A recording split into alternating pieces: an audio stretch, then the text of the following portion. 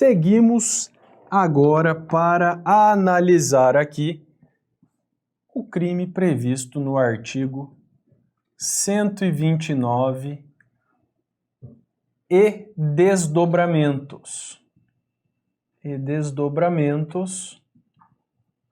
Do Código Penal. Esse crime do artigo 129 é o maravilhoso crime de lesão corporal. Para a gente estudar aqui a conduta ou as condutas decorrentes de lesão corporal, nós vamos estudar aqui algumas hipóteses de lesão corporal. Nós temos a lesão corporal simples, nós temos a lesão corporal grave, nós temos a lesão corporal gravíssima, nós temos a lesão corporal seguida de morte, também chamado, já vou deixar o nome técnico aqui, os homicídios não, também chamado de homicídio préter-doloso. Beleza? Para você pegar aí, pegou homicídio préter-doloso, tem lesão corporal culposa, tem lesão corporal privilegiada,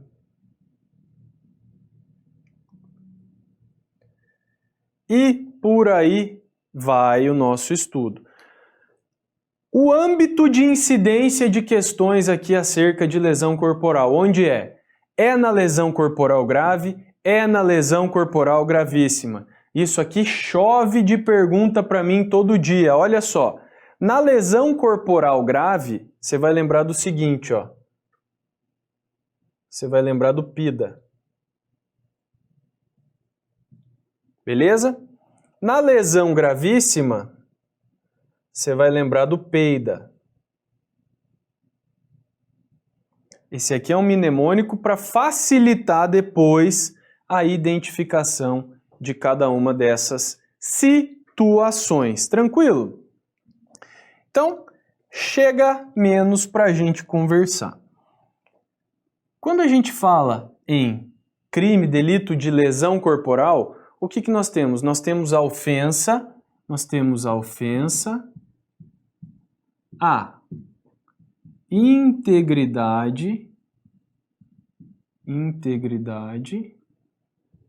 corporal de outrem.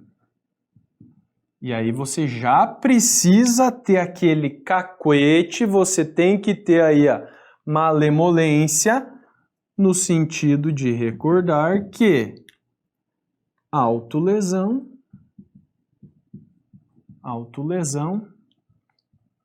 não é crime. Porque é preciso que a conduta atente contra bem jurídico de terceiro. Beleza? E aqui nós temos então sujeito ativo, qualquer pessoa.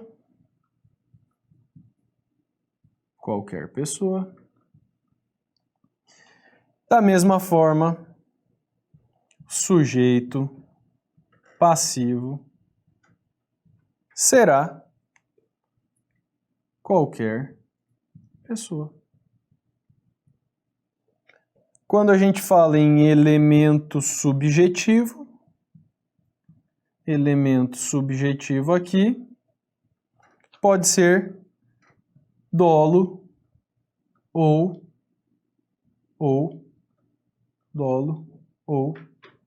culpa. Tudo bem? Quando você pratica uma lesão corporal, sem querer, tem como? Claro que tem. Imagina que eu estou aqui com o meu canivetão maroto e eu quero arremessá-lo na parede. Eu vou arremessar, só que na hora eu tenho uma pane mental, desvia e acerto na Camila. E eu firo de raspão o braço dela. Lesão corporal culposa. Por quê? Eu agi a partir da quebra de um dever objetivo de cuidado, e essa quebra de dever pode se dar a partir de imprudência, negligência ou imperícia. Beleza? Tranquilo? E quando a gente fala da primeira forma de lesão corporal? Quando a gente fala no artigo 129, caput, cabeça do artigo. Como eu sei quando uma lesão corporal é simples e pode ser chamado também de lesão corporal leve? O conceito aqui, ele vai ser obtido a partir de um critério de exclusão. Como assim, professor? Sempre que a lesão corporal não for qualificada, ela será punida aí a título da lesão corporal leve ou simples, tá? Olha só. Deixa eu colocar uma observação aqui também, porque o CESP adora dois termos que sequer existem dentro do nosso ordenamento. Lesão corporal levíssima e lesão corporal média não existem, tá? O CESP adora colocar esses termos aí em suas provas. Mas você tá aqui comigo, você tá ligado, você não vai cair nesse erro seu sem vergonha, beleza? Então, a lesão corporal do caput do artigo 129, você chega nela por um critério de exclusão. Sempre que não for qualificada, você chega até ela. Tranquilo e favorável? A gente avança aqui então para lesão corporal de natureza grave. Então aqui, ó, no artigo 129, parágrafo 1º, a gente tem a chamada lesão corporal de natureza grave. E aí, como nós colocamos lá no início, para lembrar de lesão corporal grave, você precisa lembrar do PIDA, que são as hipóteses que servem para tornar a lesão corporal grave. Quais são essas hipóteses aí? Ficou meio fora do código, mas é para facilitar a lembrança, tá? Então a gente tem perigo de vida, nós temos a incapacidade para funções habituais por mais de 30 dias. Nós temos aí, ó, a D. Esse aqui também vou chamar a atenção. Debilidade permanente de membro, sentido ou função. Membro, sentido ou função. E ainda nós temos aqui a aceleração de parto. Aceleração de parto. Então vamos enfrentar cada uma dessas hipóteses aqui. Então nós temos, para atrair a incidência da lesão corporal grave, nós precisamos de uma lesão e a partir dessa lesão nós temos consequência pouquinho além. Então nós temos o perigo de vida, que significa que consta da situação que o indivíduo, a partir daquela lesão, sofre, por exemplo, uma hemorragia e precisa passar por uma cirurgia, beleza? Então, gerou perigo de vida para ele. Nesse contexto, lesão corporal grave, beleza? Mesmo que não resulte, que não permaneça para ele outras sequelas, tranquilo? Aí nós temos aqui a incapacidade para realização das funções habituais por mais de 30 dias, tá? Então, lá no Código Processual Penal, nós temos que nessa situação aqui, nós teremos no 31º dia uma perícia justamente para avaliar essa situação, tá? As funções aqui habituais não precisam necessariamente ser funções que gerem dinheiro, tá? Mas tem que ser funções lícitas. Ah, olha só, excelência, eu era traficante de drogas e eu, em função da lesão corporal, eu tô 30 dias sem traficar, tá ligado? Não vai gerar aqui se ele não exercia uma outra função, tá? Tem que ser atividade lícita. E aí aqui nós temos a debilidade permanente de membro, sentido ou função. O membro que a gente pode apontar aqui, de acordo com a literatura científica, são braços, pernas, mãos e pés. Esses são os nossos membros. Sentido é o tato, olfato, paladar, enquanto que a função, ela consiste naquela função específica de um determinado órgão. Então, função digestiva, função respiratória e por aí vai. Então, olha só, o que é essa debilidade permanente? Consiste num mau funcionamento. Então, a partir da lesão corporal, a pessoa teve algum prejuízo em membro, sentido ou função. Só que aqui, meu filho, eu preciso que você tome cuidado. Por quê? A jurisprudência entende hoje que quando você tem órgãos duplos, você se perde em razão da lesão corporal, você tem a perda do funcionamento de um deles, entra como debilidade, a lesão grave. Então você tem 2 rins. Você tomou a pancada nas costas lá que te gerou insuficiência renal, você teve que arrancar um fora. Debilidade permanente. Ah, mas eu perdi um rim. Mas tudo bem, você ficou com o outro e ele ficou funcionando. É esse o entendimento. Você tem 2 olhos.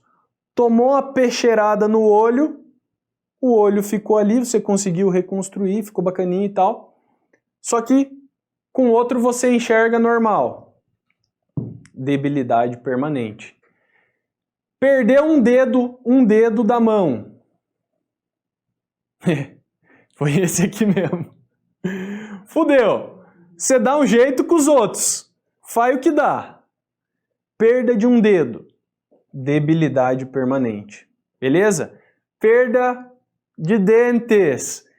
Se não comprometer esteticamente seu rosto, às vezes até ajuda, né? Que às vezes você já tem aquele lance meio prejuízo estético, vamos chamar assim. E aí você toma uma porrada, perde um dente, você já vai lá, já coloca aquele piano maneiro, você já coloca aquelas teclas mais brancas que o sorriso do Firmino, e aí você vai ficar padrão, tá? Então a perda de dentes, ela traz aqui, ela aparece como a debilidade permanente. Professor, por que você colocou esse B aqui em preto? Porque eu vou trazer a distinção aqui depois.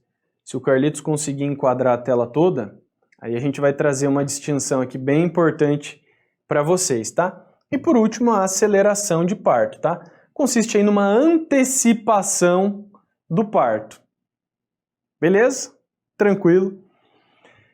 Então aqui nós matamos a lesão grave. Por quê, meu amigo? Eu quero muito, demais, enfrentar com você agora o artigo 129, parágrafo 2º do Código Penal. Então agora a gente vai falar da lesão corporal gravíssima.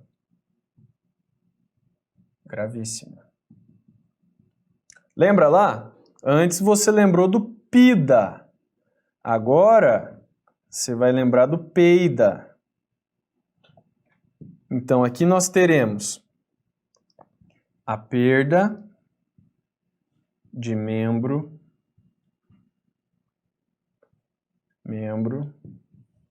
sentido ou função. Nós teremos aqui o aborto, teremos a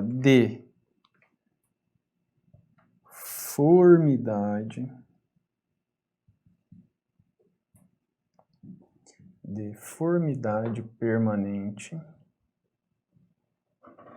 enfermidade incurável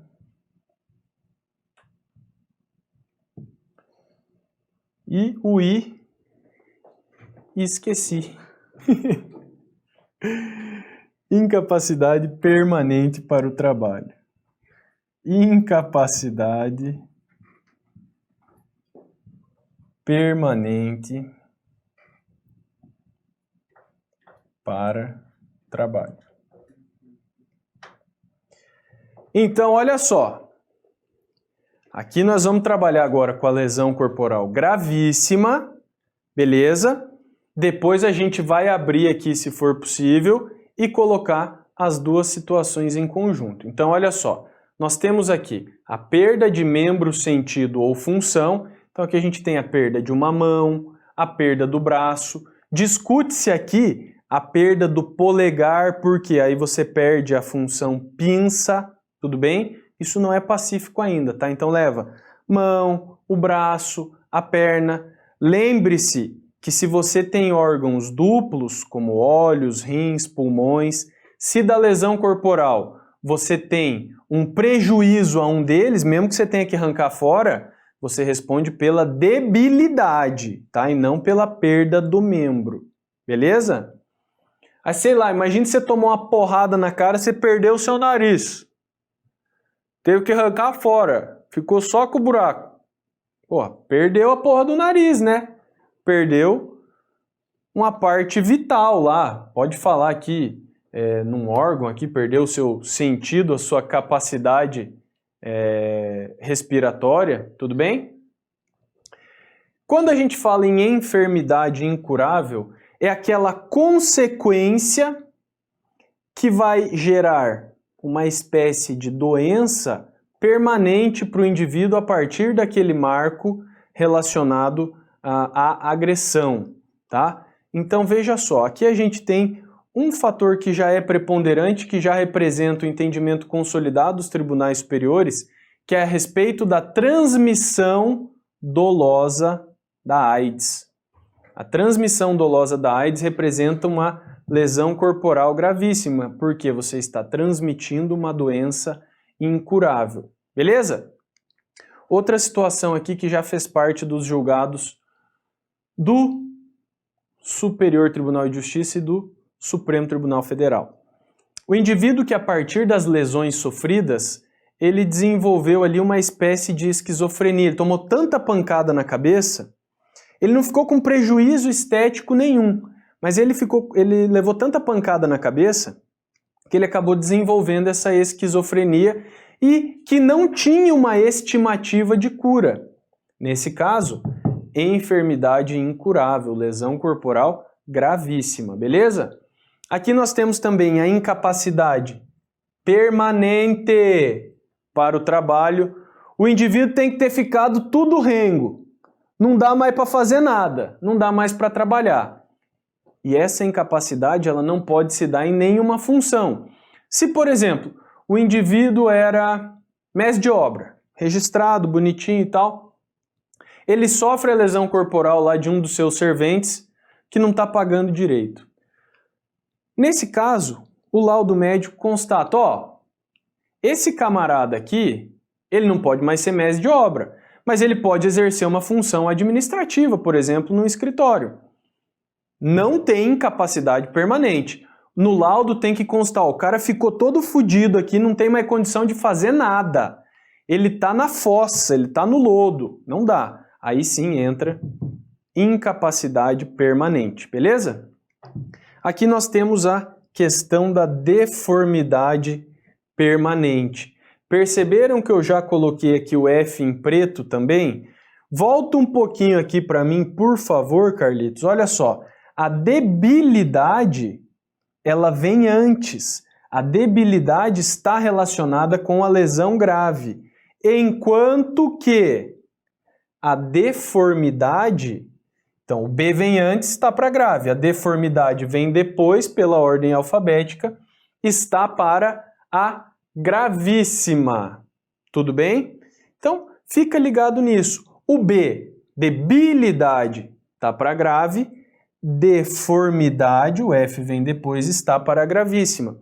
Porque muitas vezes o CESP ele só quer fazer uma disposição para saber se você conhece que a debilidade ela representa uma causa aí da lesão grave e a deformidade da lesão gravíssima. Então, só leva isso aqui que já vai te ajudar pra caramba, tá? Então, a deformidade consiste aí num prejuízo, num dano estético.